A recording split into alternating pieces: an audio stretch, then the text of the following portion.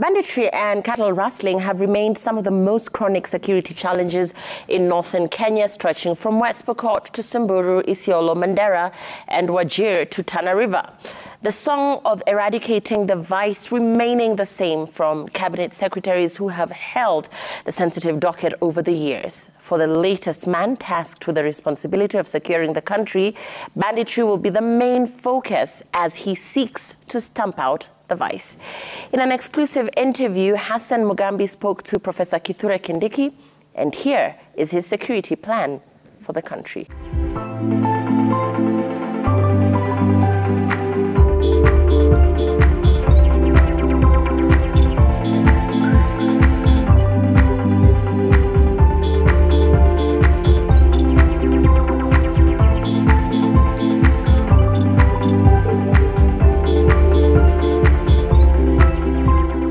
Well, thank you very much. He took over the realms of the national security with a myriad of challenges, from banditry to muggings, you name it. I'm talking about the CS for Interior, Professor Kithure Kindiki, and we have the pleasure of hosting him today. We are in Isiolo County.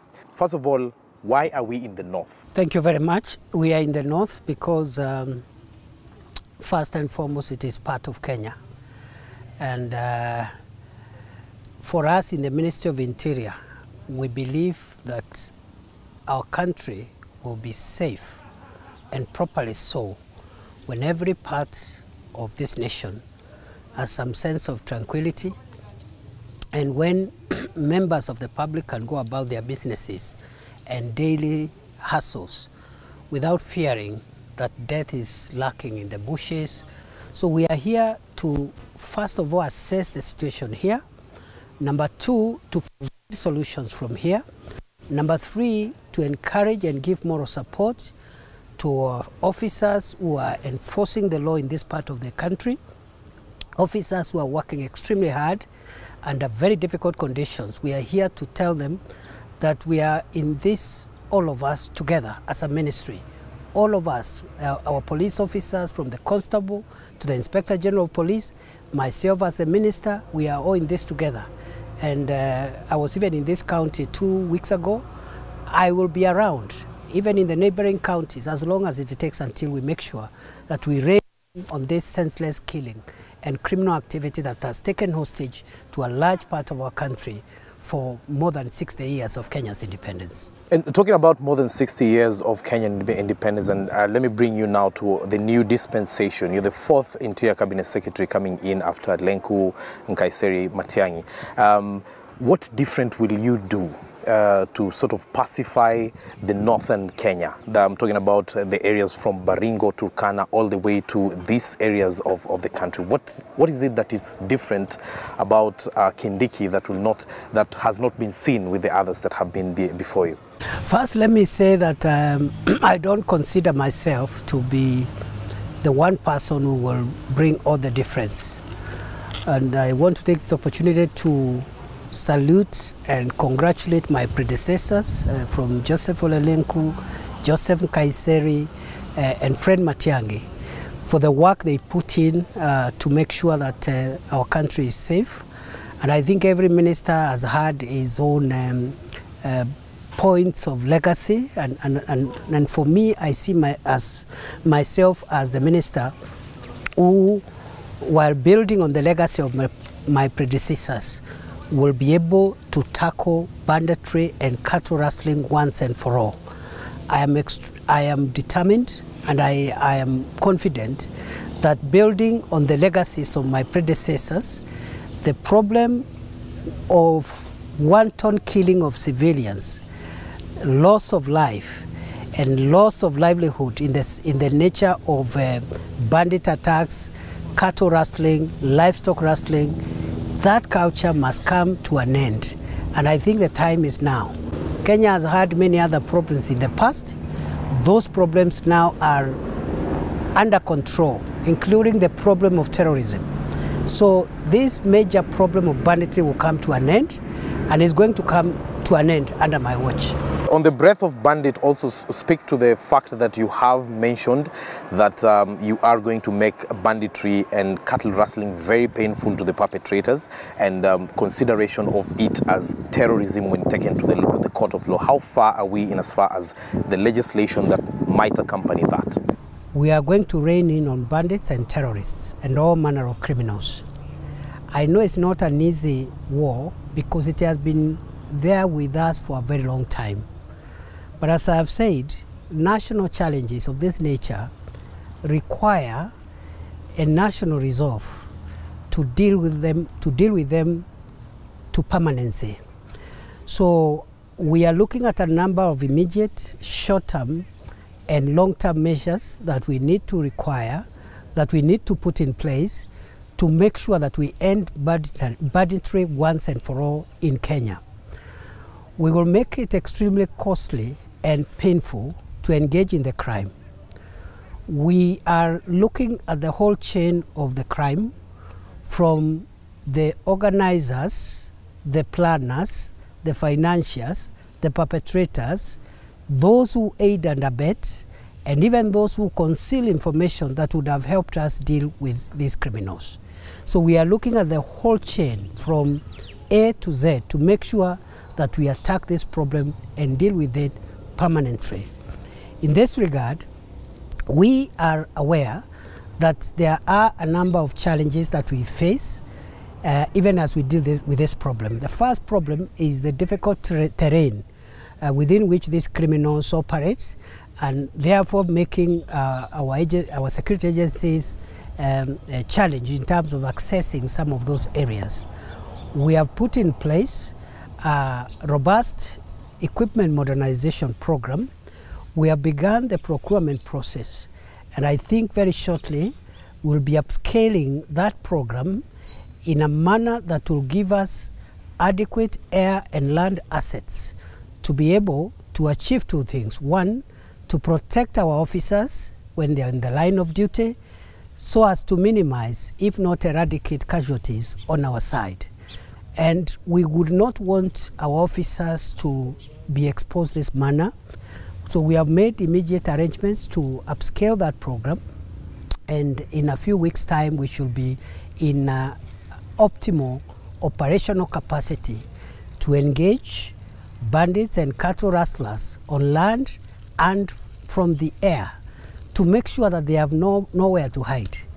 Number two, we have invested heavily in training formed units or specialized units, and we have a number of them. We are putting in place a reward scheme whereby officers of all ranks, from constables to commanders, who go out of their way to significantly assist the government to rein in on criminals with certain results achieved. We reward them, we recognize them, and we look for ways of motivating them so that this war can be won. What the bandits have done in the last few months, few weeks, is to dare us. And we have taken the challenge, because we are not going to allow a situation where the country is taken over by bandits and cattle rustlers. We want to preempt and go to the hideouts of bandits. And that's why, as the minister responsible for our national security, I'm here. I was here a few weeks ago. I am generally in this region until and as long as it takes to make sure that we get over this problem. And we are asking all our Ngao officers, all our security and intelligence teams, all our commanders of the various security agencies to get out of the offices, join the officers, engage and sustain in this war, because the bandits have dared us. And we have said, bring it on. We are going to engage them until we win this war. Even as you do that and engaging them from the commander's perspective, being on the front line, where is the position of the common man or the mwananchi, so to speak, in the national security?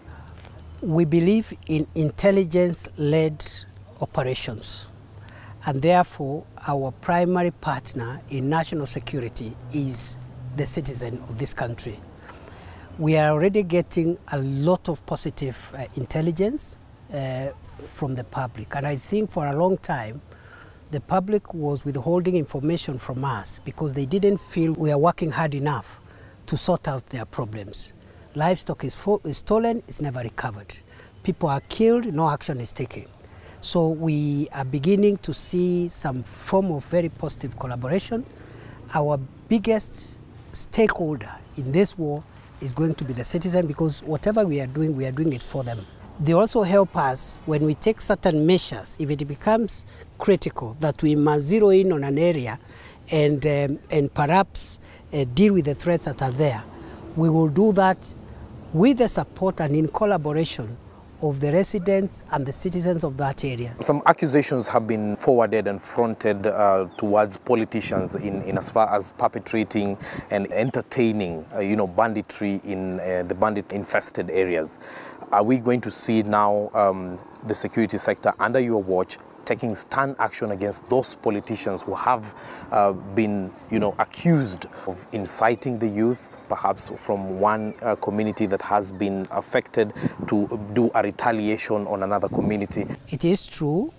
We have intelligence that part of the problem around this banditry and cattle rustling are political leaders who have been elected. We are dealing with criminals. If they are politicians, they are criminals. If they are religious leaders, they are criminals. We don't even care their ethnic or religious background. We will deal with them as criminals.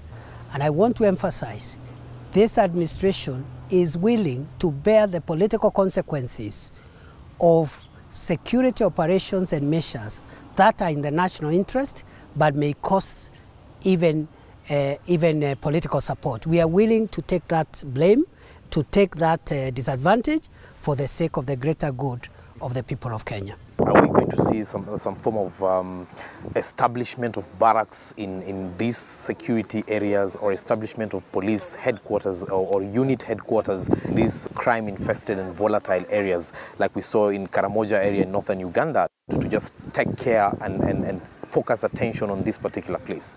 Without delving into our operational framework, I would like to say the following: that we intend to populate all the affected and security-sensitive areas with as many security officials as possible from the various formations. And you have heard the President pronounce himself on this matter, and I want to repeat and reaffirm the same position, that we are prepared to spend whatever human resources are required, whatever financial resources that are required, whatever measures we need to make sure that we have enough personnel, and we are going to move even the command of operations from the rest of the country, from Nairobi, to make sure that that command is based here. And I have already established a special office for the Northern Frontier districts to enable me address the security issues in this corner conclusively. And as the President said, if need be, if we exhaust our internal security resources, we are even willing to invoke the Constitution and apply even instruments and personnel of external defense who, as you know, under the law, can be called in extreme circumstances to restore order. Because these bandits, the problem with them is that they have been living in a culture of impunity, that they do what they do and nothing happens. So I don't think we will go there. We will not need to use the military, for example. We have enough sophistication, enough arms, enough personnel from the human resources within the internal security sector to make sure we fight this problem. We'll do deployment of assets, deployment of vehicles, deployment of aircrafts, deployment of personnel, deployment of command in this region, and the numbers are not worrying us. We have enough police officers And now moving over now to the national security. The IPOA and the civil society organizations in the country have sort of pointed a finger at you and the IG National Police Service for issuing remarks that could easily prompt arbitrary use of firearms in the National Police Service. There's a delicate balance here. On one hand, we want to fight criminals. On the other hand, we could bring about arbitrary use of firearms. Are you looking at your side mirrors as you take that step? I want to clarify, for the avoidance of doubt, that the Constitution of Kenya and all the applicable international treaties and conventions empower police officers to use force, maximum force, including lethal force, if their life, as they go about their work of protecting citizens, is in danger. And therefore, without wading into any debate, because I don't think we can run our security sector through debates and discussions, I want to say we will remain focused on what the law says, both international and national law. And therefore, our officers are aware how to use firearms, when, and in what circumstances. And I think those who are taking part in this debate could be missing the point. We are not talking about unlawful use of firearms, where you could have one errant or two errant police officers harassing wananchi who are innocent using firearms, or shooting at unarmed protesters who are talking politics or talking things about their own governance issues. As I said last time, the right of people to picket and demonstrate is a constitutional right guaranteed under the law. It is not my business really to even venture into what the protesters are saying, because they have a right to talk to government, they have a right to tell the relevant government agencies to take certain action. And what we are talking about here, we are not talking about the use of firearms, for example, in peaceful protests or in unarmed assemblies. The work there of a police officer is very minimal. But we are talking about a police officer who is encountering head-on Al-Shabaab militants in an exchange of fire. We are talking about an officer who is pursuing bandits who have stolen 1,000 head of cattle, and they have cornered them somewhere, and these bandits are armed and they open fire and they want to kill these officers. When it comes to those kind of operational issues, the Constitution and international law allows police officers to use force to neutralize threats on themselves and threats to citizens who are facing grave danger from criminals. So we are not going to wait until our officers are shot dead. We are not going to wait until wananchi are shot dead in their numbers. We will engage the cattle rustlers, and we know what to do within the law, and we will account for whatever action will be taken. It will be accounted for. But let nobody teach us our work. Let nobody try to dictate to us how operations will be made. We will do those operations.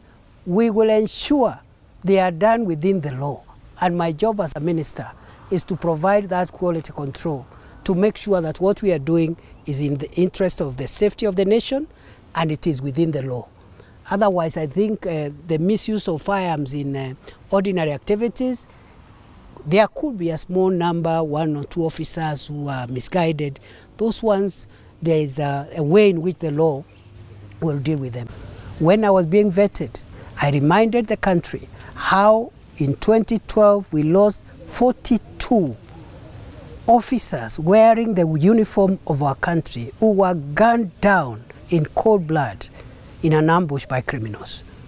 And you know, there's nothing that hurts our national pride more than when someone wearing the uniform of your country is brought down by the fire of a criminal. So those are the things we are talking about. We are not talking about these mundane issues or in the past also. And I think also those who are a bit, who are saying we need to be careful, also have a point. And politicize the police and the security sector. So you would see policemen being deployed in political meetings to shoot in the air, sometimes hurt people in a political rally. We had also politicized the police, and some of our officers were being given illegal orders to go and break meetings of people whose politics are not consistent with the politics of the administration of that time. That is not our business. We'll be called to political meetings to keep law and order and to make sure that people express their political rights freely without interference from people who don't agree with their policies. We will protect all our leaders, make sure they are enabled to discharge their leadership roles, whether they are leaders in the government side or they are leaders in the opposition side. But when it comes to sensitive security operations where it is about the life and death of an officer, that they are going back home is at stake because he is facing criminals, armed criminals. They are firing. They want to kill them like they did in Baragoi, like they did the other day in Turkana East. They will use force, and I will not apologize. And I will not allow any of my officers to be intimidated, harassed, or supervised by anybody. And I am going to engage the other sectors and organs of government in the rule of law and justice sector to make sure they understand us. On that breath, Waziri, we have also seen the question of remuneration and the morale of officers down here. They're guarding very critical infrastructure and critical installations such as the border. Some of them are escorting huge amounts of money, but that which they are taking home is not commensurate. It's true, for about 6-7 years, there has been no review of terms and conditions for our police officers. Some of them are deployed in very difficult and challenging security areas. Others are used to really engage in very risky operations for the sake of the country's safety. But I think for a long time their terms and conditions have been extremely neglected, and that's why the President has directed, consistent with the promises he made while he was campaigning, that within 100 days upon his being swearing in, there will be a task force to deal with these issues of terms and conditions and other reforms within the National Police Service and also the Kenya Prison Service, which is part of the wider security sector. And the question of financial autonomy of the National Police Service, has it stripped off some powers from the Ministry of Interior? Whether the accounting function is with the Principal Secretary in my office or with the accounting officer in Vigilance House, these are all officers under the Ministry of Interior. So I think this is just internal autonomy that is in the best interest of the country. It gives the police no excuse now not to perform. We have directed, under the leadership of the President, that they be given all their operational budgets. They plan for it, they procure, and on that basis, we shall now hold them accountable. Because it makes no sense to make it a bit difficult for the police and their commanders to access their own resources because they have to go and look for the PS in the minister's office, yet you blame them for insecurity. So it's both an opportunity for them, and it's a good opportunity, but it comes with huge responsibility. And still, on all policy matters, the police is under our ministry, and therefore it's an internal arrangement, and both the accounting officer under the National Police Service on matters policy is still answerable to the Minister for Interior. Now, let's talk about the chiefs and guns right now, Waziri. You have made the recommendation to arm chiefs in volatile areas, 13 counties considered very volatile, so that they can be able to delve into the whole question of the front lines and help sort the security situation in the country. But some quarters have felt that you're bringing back the all-powerful chief era, when the chief was the judge, jury, and executioner. Chiefs, as officers of the national government administration, require law enforcement capacity to be able to assist government to rein in on lawlessness. And that is why we have taken a policy decision to make sure that every chief across the country has access to about not less than 5 police officers who will assist them in law enforcement.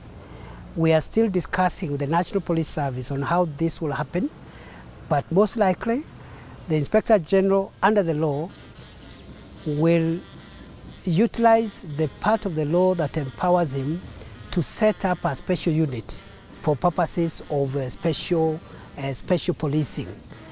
But when it comes to the chiefs bearing arms, I was very clear, not every chief in the Republic of Kenya will be vetted for arms. It is only in the special and security sensitive, dangerous places where criminals have run amok, where we are asking chiefs to coordinate the tracking and the following up of stolen livestock at very great danger.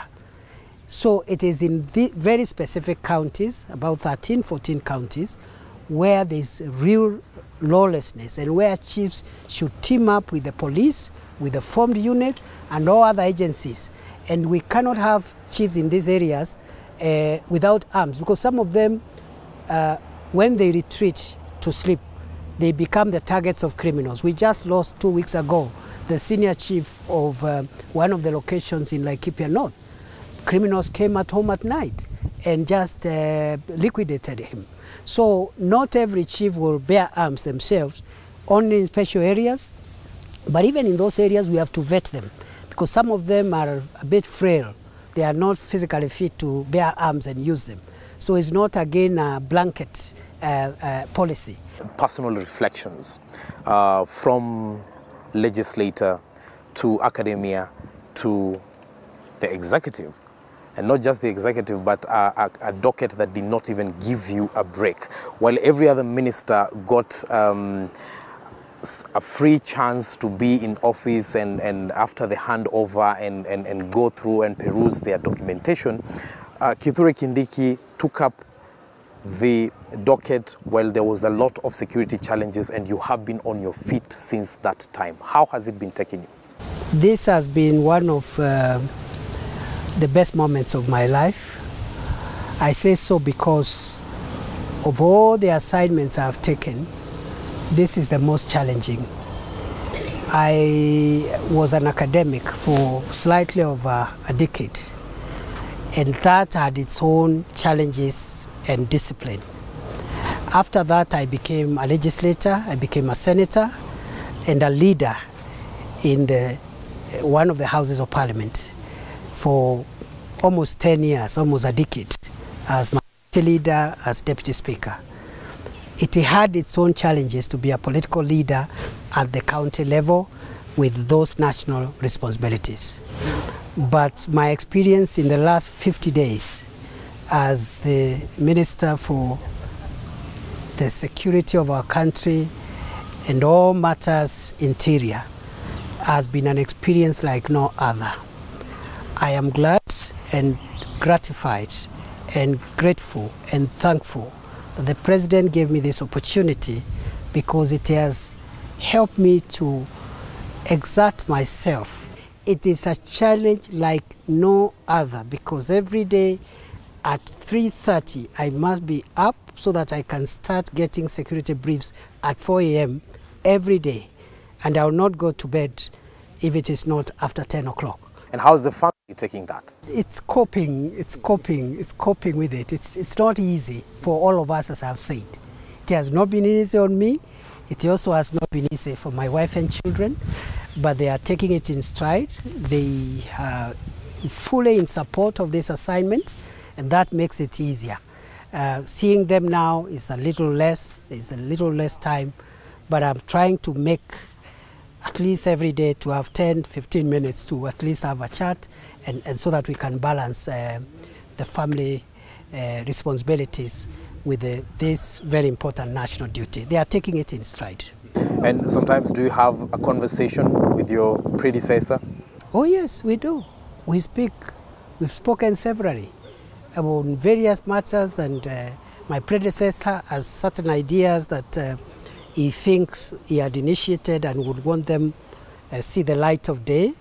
He has shared with me some of those ideas, and once or twice he has called me on national issues about what we are doing, and he has given me good suggestions. We are in communication with Dr. Fred Matiang'i, and we wish him well in his new chapter in life. Less than 2 months in office, what would you say are some of your greatest challenges, and what are some of your greatest achievements that you've had so far in securing the nation?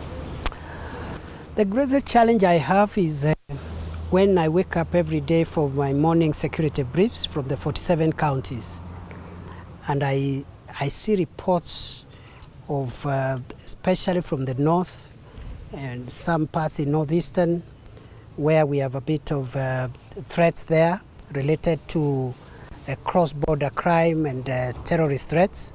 When I wake up and see the kind of challenges our officers are going through in these remote places, vis-a-vis the debate that is going on about what they should do and not do, it has really taken a toll on me, because sometimes I really wish that as a country we can contextualize debate so that we discuss things in their own context, which has been very challenging. And I'm asking myself, what is it that I can do in the shortest time possible to make sure that the country appreciates that some of these perennial security threats, for them to be countered, we do not have a spare police force. We do not have a spare security officials. We will just have to encourage and give moral support to the people we have and make sure that they feel appreciated. Your word for that person who has experienced a lot of security challenges for next year, what should the country expect from you? 2023 will be the year that the security of Kenya is going to change for the better. 2023 will be the year that we will sustain with a view to ending the crime of banditry, rustling, and other perennial threats that have dogged us in a very long time.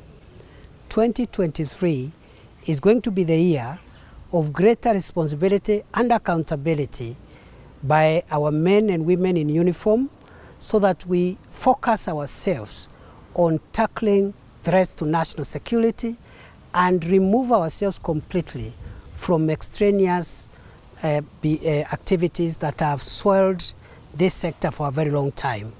2023 is going to be the year when we start the building of a professional, accountable and responsible National Police Service.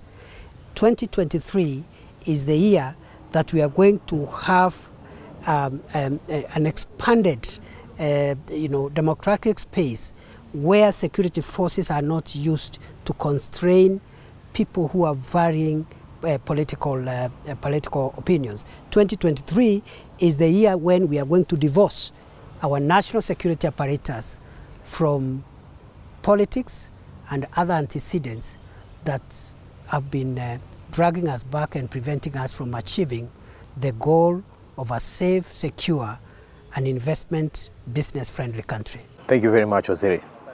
That has been the Interior Cabinet Secretary, Professor Kithure Kindiki.